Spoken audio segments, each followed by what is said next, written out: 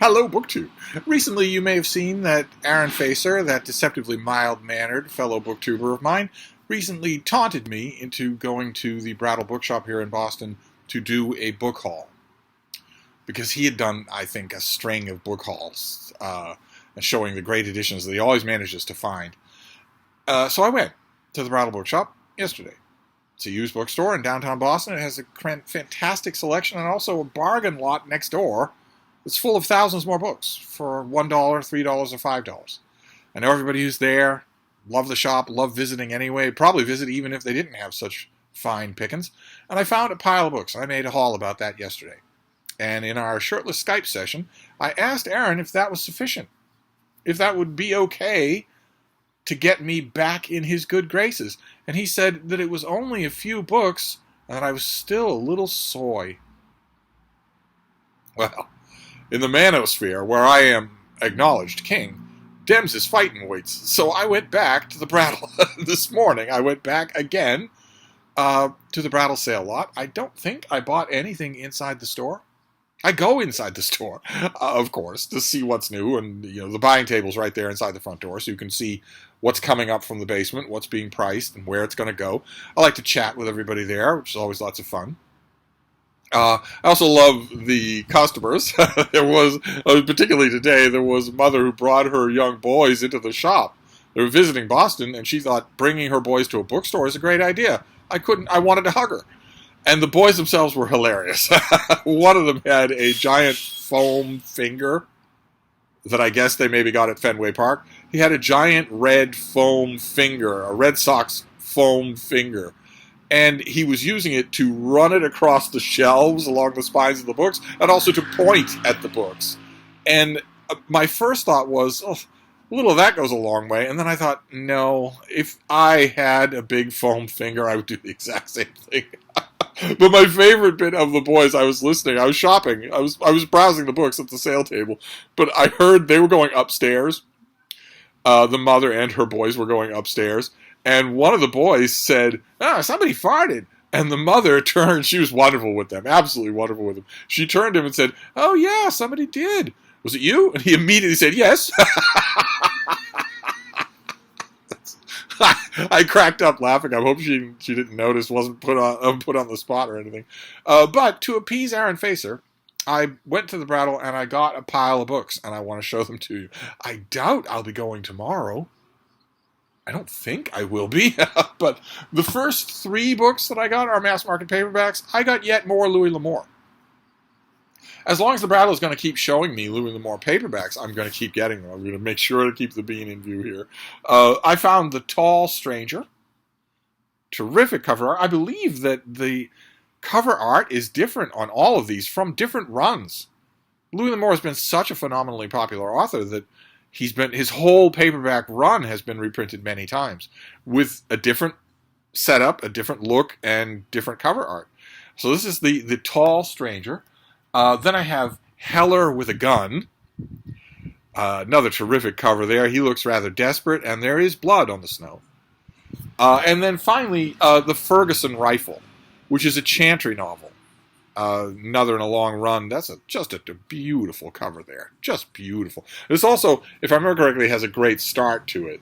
Louis L'Amour was such a fantastic storyteller. Chapter 1 starts off this way. This is the first sentence in the book. My name is Ronan Chantry, and I am alone upon this land. He's lost his wife. He's lost his young son. All he has is a pack, a horse, and a Ferguson rifle that he knows how to use to perfection. So I found 3 more Louis L'Amour mass market paperbacks. And the reason I say that BookTube is involved is, of course, because June is June on the Range. On BookTube, June starts the 2024 iteration of one of the most popular events on BookTube, Michael K. Vaughan's creation, June on the Range, which is all about reading Westerns. In which one of the benchmarks, challenges, yardsticks, or whatever is to read a Louis L'Amour novel. I have plenty of Louis L'Amour novels. I have all of them as ebooks. But I don't know. I'm torn here. I keep having flashbacks to Dr. November. A BookTube event in November where we read spy and espionage fiction and nonfiction, and I thought there's a world out there of this stuff, so I will indulge myself. And I spent most of that time rereading John le Carré because he's so good. And what I don't want to happen for June on the Range, especially since I've been buying Western novels all year, what I don't want to happen is for me to just read Louis L'Amour all month long. It's so tempting because he's so good. He's so enjoyable. But those were the only mass market paperbacks that I got. I got books in almost every format here. I got mass market paperbacks, I got trade paperbacks, I got hardcovers, I got oversized hardcovers, I got a box set. I got almost everything. So the next trade paperback, I think maybe I did get this inside the store, so it would be $5 instead of $1. And it astounded me. When I saw it, it astounded me. It's by Jean Halloway, and it's a biography of Edward Everett Hale, which means that this is a quintessential Steve book. But this is a new biography. This was printed a few decades ago. A modern biography of one of my Boston 19th century gigantic intellectual towering figures who all knew each other and who established American literacy. They established American literacy, and I know these men. I know their original writings, most of which I've got at the Brattle over the years. I know them backwards and forwards. I know everything there is to know about Everett Hale. But I didn't know this biography existed at all. I think this is an academic press. Yeah, the University of Texas. This could easily have flown under my radar. It might not have been available in any library or anything like that. It might not have come up in a search. I don't do many dedicated searches to these guys because no one cares about them anymore. No one cares about Edward Everett Hale or Prescott or Hickling or Parkman or anybody like that. Nobody cares about them. I am going to gobble this up. It's going to be amazing to put it on the biography shelf with the other Edward Everett Hale books, only it's not old. It's when did this come out? This was originally published in 1956. Good Lord. That cover, he's smiling on the cover, and he's got artificial lighting on there with the Greek columns behind him. But that is actually, the cover is actually based on the big statue of him in the public gardens here in Boston. Where people pass right by it, just an old bearded guy with a cane. They don't think anything of him. He's not remembered. Then the other trade paperback that I got, I couldn't resist. Yesterday at the Brattle, I got Jim Marrs' book Crossfire, which is a big, fat Kennedy conspiracy book about the Kennedy assassination in Dallas. And it's tremendously enjoyable.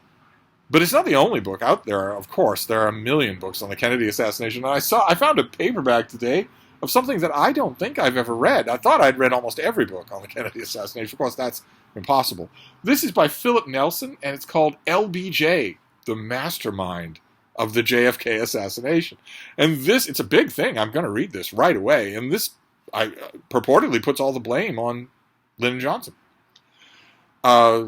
There are people who have made this case. Probably the most famous and most infamous person who made this case is Roger Stone, the Nixon cult creepy criminal who is trying to overturn American democracy right now and belongs in the darkest oblette of the most irredeemable prison.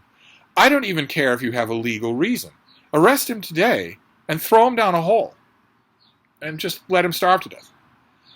He is pure. He and people like him and Steve Bannon and Stephen Miller are pure poison. They are pure poison. Do not wait. Never mind that famous speech from A Man for All Seasons. Round these people up and throw them down a hole and lose the memory of the hole. Just stone it over so that there isn't a latchway that somebody else can let them out of. Just throw them down a hole and let go of them because they're deadly. And Roger Stone has lost none of that. But he wrote a book in which he strongly put forward his theory that Lyndon Johnson was not only a psychopath, but indisputably guilty. And Johnson didn't help himself any. When he was asked, he was to quote Robert Caro, he was the master of the Senate. He was one of the most powerful political figures in American history. And he gave that up to be on Kennedy's ticket, to be his running mate, to a position that John Adams famously described as being about as effective as a warm pail of urine. And people wondered why. They asked Johnson, why on earth would you do this? Sure, it's the vice presidency, but why would you do this?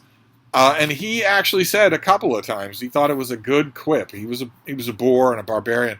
He thought it was a neat quip to say that, to point out how many presidents have been killed in office, and it's those are the kinds of odds that he likes, and he's a gambling man. That's not going to redound to your credit if your boss is actually killed in office. There have been all sorts of other suspicions about what he knew and when he knew it. Why was he ready? Why did his bodyguard detail act differently when the shots started ringing out in Dealey Plaza than anybody else's bodyguard detail? None of it really holds up, as far as I'm concerned, but I have never read this author's take on it, so we will see. Then we can move on to to hardcovers. I found this old thing. This is an ex-library copy, and it's not in the best of shape. I'd be willing to bet that I can bring this to life. This is by Thomas Murphy. This came out in the 1920s. This is New England Highways and Byways from a Motor Car, with this beautiful embossed cover. Now, this cover is a little bit dirty, but there are ways, very gently, to clean the dirt off this. Some of it is not dirt. Some of it has just been worn away. But some of it is dirt. Ingrained on the blues, ingrained on the whites, ingrained on the golds is a little bit of dirt. And that dirt can be very gently removed to make this look better. And I think I might even be able to do something here. The gold gilt from the title on the cover has all worn away, but it might be possible to put that back. The grooves for it, the letters are actually indented, so it might be possible to do something with this. But the main reason I got it is because these are just beautiful. These books are just beautiful. These Highways and Byways books, they tour you through their destination, whether it's the Hudson Valley or New York proper or whatnot. They give you wonderful reprints and reproductions of old pieces of art, but they also give you, let me get you an example. They also give you original artwork. I'm just hoping that someone hasn't gone through this with a butter knife. Yeah, no, here we go. They give you original artwork all throughout here as well. These are just lovely volumes. They cover, no pun intended, they cover so much ground of folklore and regional memory and whatnot, and famous names and places, and all done from a motor car, but from a motor car driving on roads that are barely used anymore, or to events and places that have been shuttered for 100 years. So this is going to be a lot of fun. This is 100 years old. It'll be a lot of fun to go through it, and maybe also a bit of a challenge to see whether or not I can revive it. Notice that the background noise is apocalyptic, but we're going to keep going here. I'm hoping that you can hear me. You've heard me through worse. Then I found two books on the American Revolution. The first is older. This is what? This is from the 1960s, I believe? 1968. This is Merrill Jensen, The Founding of a Nation. It's called A History of the American Revolution, 1763 to 1776. So you can see right away from those dates that this is about why the colonies revolted, rather than what they did once they did. This is not going to be the Battle of Princeton or anything like that. This is why they did what they did. I don't believe I've ever read this thing. I know that it was in a library. It was in the backstocks of a library that I used to prowl all the time, a long time ago, and I saw it there. I don't think I ever got to it, but I'm always interested in books like this, that it resists the allure of Lexington and Concord and all the famous revolutionary battles all the way to Yorktown, and instead concentrate on the political maneuverings, the missteps by British Parliament that caused the colonies to revolt in the first place. So I'm going to look forward to this. I'll make sure that I'm careful with it. This is an old-style dust jacket, so it's just paper. I'll try to reinforce it, but one of the things, of course, I'm going to enjoy about this is that it's inevitably going to give Boston pride of place. There's no city that will be mentioned more than Boston. And right when this ends in 1776, this one begins. This we've seen on this channel before. This is John Ferling's book, Almost a Miracle, which is about, it starts at Lexington and Concord and goes from there. So these two actually work well together. This has not much political in it. It's mainly the almost miracle of a branch colony breaking off from the greatest superpower in the world successfully. And that's going to be, I read this already. I think I reviewed it. It's going to be a lot of fun to go over this again. I don't know why I got rid of my copy. Maybe I sent it to one of you. I know it showed up in library tours before. And I will try to check to see if I've ever written about it so that I can leave a link to that. I'm doing a poor job with that lately. But this is an American Revolution volume to have, so I'm glad I do. Then I found an anthology volume. There were a bunch of these there. I only got one. This is a collection from old Ellery Queen magazine. of Best of Suspense. And this has a lot. This has well over 50 stories in it, from names that are really well-known and names that are not well-known at all. Names that had authors that got 2 or 3 stories published in Ellery Queen and then disappeared from the radar, never had a career. And I like that these old anthologies, I think this came from the 1970s. Let's see. Yeah, 1975. Reprinted all throughout the late 70s. So I like that these include those. The editors of these older anthologies don't just go for the headliners. They go for anybody who filled out the magazine. So this, you can see, this is a huge roster of names there. And some of them are really well known even now, but a lot of them are not. So I resisted the urge to just pile up on the anthologies. One will be good enough for a while. Then we have the box set, which is in pretty rough shape. The New England Highways and Byways, I'm going to take it as a gentle little challenge to see what I can do to bring it a little bit closer to life. And I'm going to do the same thing with this. I'm going to try my hardest with this. This is a 2-volume box set of Page Smith's biography of John Adams. And it has seen better days. This is the box itself is nicked all over. The paperbacks, the dust jackets of the volumes are dirty and a little faded. They are totally intact, and they're not. The books are not ravaged on the inside. So I'm going to see what I can do with fixing this. I don't know quite how I'm going to do that yet, but I'm going to try to fix this. First will be gentle alcohol wipes to get the dirt off the spines.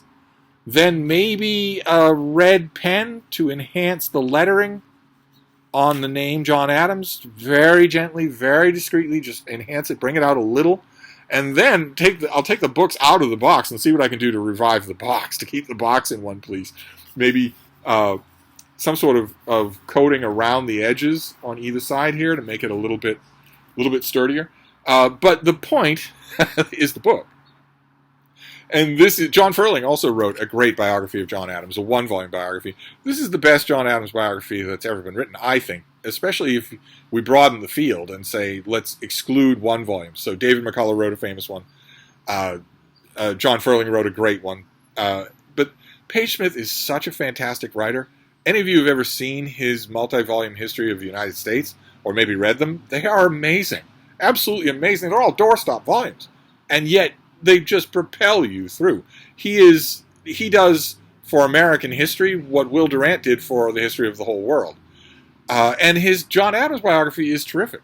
This is just amazingly good. I saw it on, just recently, mentioned a long, long time ago. There was a booktuber named Micah Cummins. He was young when he made his videos. Who knows how old he is now. But he mentioned that he was reading Page Smith's biography of John Adams. That immediately made it ping in my mind that I don't have a copy. So I found a copy at the Brattle and grabbed it. And then the final thing that I got, I don't know if you'd call this the find of the day, because I'm not sure how much I'm going to enjoy it. But I love these books, and there was no way I was going to tempt fate by seeing one of these books at the Brattle for $1 and not getting it. National Geographic, the magazine, the great magazine, they did a series of books a long, long time ago, 70 years ago. They did a series of books, oversized hardcovers, full of illustrations, full of photos and diagrams, and also original artwork, reprinting articles from their various back issues and maybe commissioning a few new ones on various subjects. Here you have a selection of those subjects, if you can make that out. There's Men, Ships, and the Sea, which we've seen on this channel. There's a 2-volume box set about birds, garden birds. There's a 2-volume set about American wildlife. There's a wonderful volume about dogs. There's also a volume about the Bible. Ancient Times is the name of it right here, that I do not have and have never seen. I would love that. There's also a volume about great adventures, past and present, that I would love to find. I found one today that is probably the one that interests me least. But I grabbed it because I'm sure it will interest me, and I didn't want to tempt fate. This is The Wondrous World of Fishes. And I want to show you what this is like. So you've got end papers with original artwork, and then you've got classic National Geographic art photography, including a dolphin giving birth. But in addition to that, we won't have to go far here to to find, in addition to the black and white and the color photos, there are also original works of art in here. That's a reproduction of an old painting, but we can do better than that, because there'll be original artwork in here as well. Let's see. Here we go. Just lovely. Just fantastic. And that original artwork will be all throughout here, where this volume represents all sorts of articles from National Geographic on the wondrous world of fishes. I had 2 pieces of reservation when I was holding this thing and wondering if I should get it. One is that it's the least interesting of the books for me. I ruled that out right away, because if I didn't get this, the Brattle gods would notice, and the wondrous world of adventures or the ancient world would show up when I'm not there and be gone. So I grabbed this as a propitiation. But my other reservation is that this comes from the 1960s. Are you even going to tell me? Yeah, 1965. This comes from 1965, which means that the wondrous world of fishes, the articles in this book, are going to be, conservatively speaking, 80% about killing fish. The wonders of killing fish. Let's go to the nearest brook where fish are fighting and thriving and reproducing and living their own lives. Let's torture them for a while and then kill them when we have got a larder full of food. Or let's go out on the open ocean and do that on the industrial scale and just think that it's fun, that it's just a fun thing to do. A lot of this book is going to be about that. That was another reservation of mine, but I'll go through it. I think I've read this before. I'll go through it and see. Probably there'll be a lot in here that I enjoy. And it may grease the wheels for other National Geographic volumes down the line. That might happen. So there you go. That was another Brattle book haul, again coerced by Aaron Facer. It's always the mild-mannered ones, I swear. So we have The Wondrous World of Fishes. We have Paige Smith's 2-volume biography of John Adams, just barely.